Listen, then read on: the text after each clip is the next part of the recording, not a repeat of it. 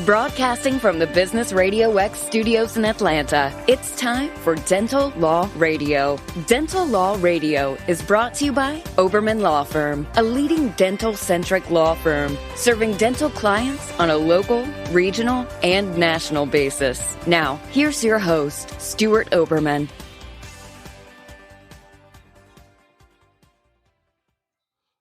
Hello, everyone, and welcome. Today's topic, an ever-growing concern, how to respond to negative patient reviews online. I cannot begin to tell you how many calls we get on a daily, weekly basis, monthly basis. How do I respond to a negative patient review? Well, first off, you got to understand what occurs. So there are times you will get a negative review from a patient that you've never seen. That patient reportedly who responded and prepared this negative online review has no idea who you are, has no idea where your office is at, has no idea what state you're in. All they know is that someone told them about you and they had nothing else to do but write a negative online review about you. So what happens is when this particular frenzy starts, it multiplies quickly.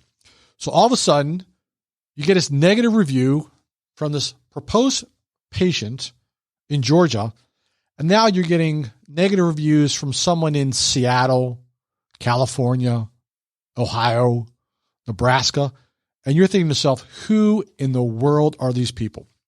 So what happens is that when negative reviews go up, it just builds and builds and builds.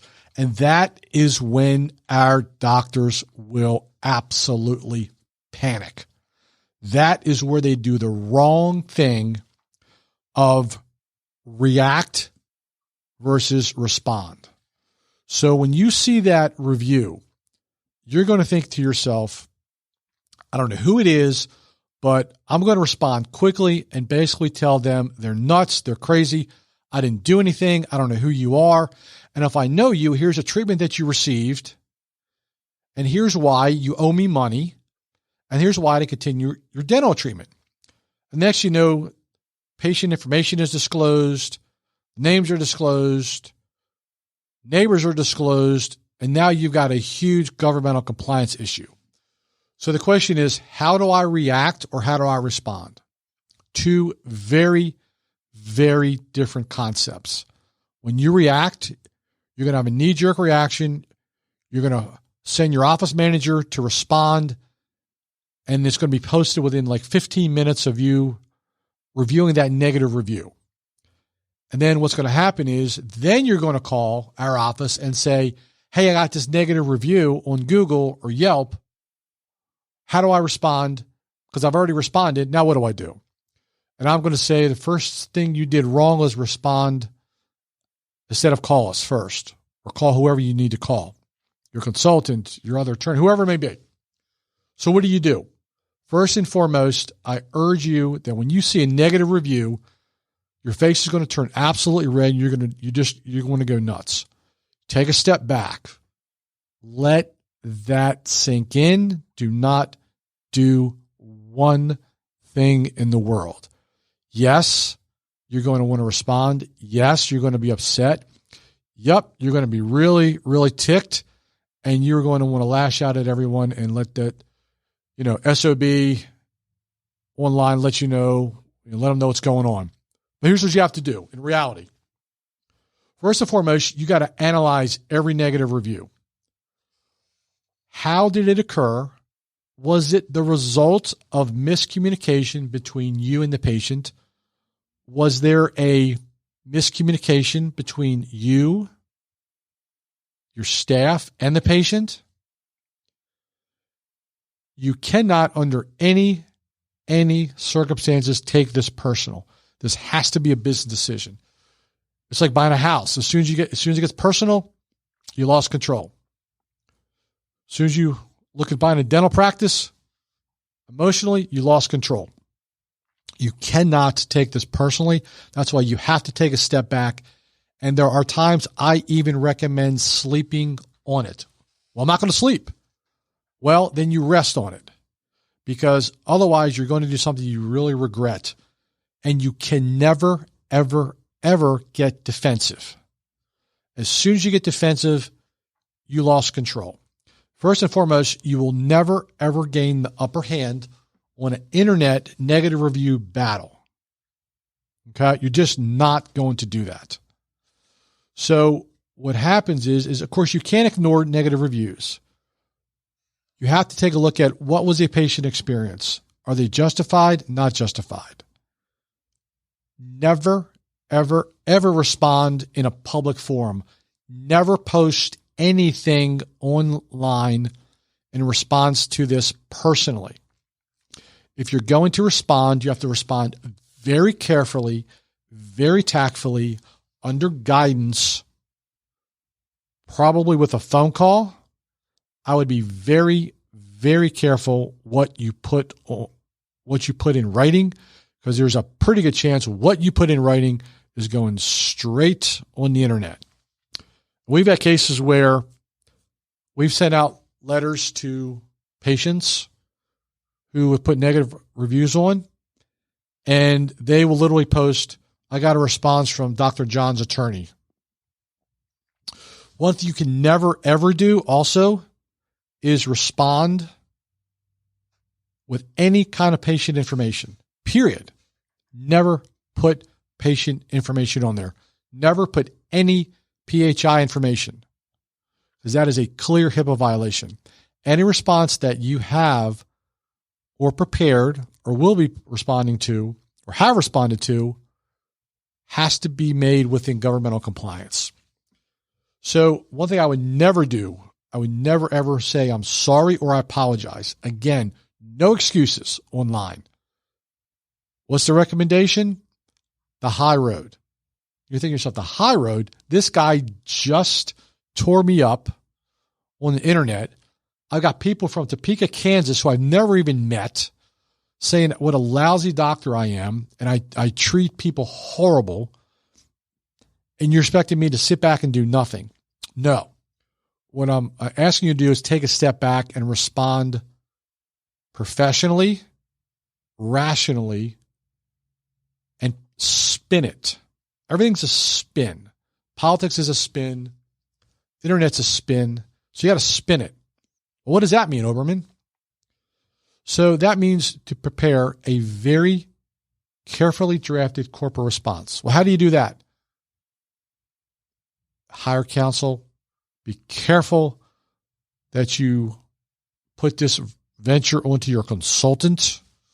We receive a lot of negative advice from consultants. Some we would never follow. We have some that have their own marketing people, and they have their own perception as to what occurs. But I will tell you, from a lot of trials, a lot of experience, that you have to be calculated on how you respond. So what do? You put the best foot forward for your practice in a very detailed response as to how you love your patients, about the practice, how you serve the community. And there's a very calculated way that you do this. But you cannot mix that kind of response in with, "I didn't do anything."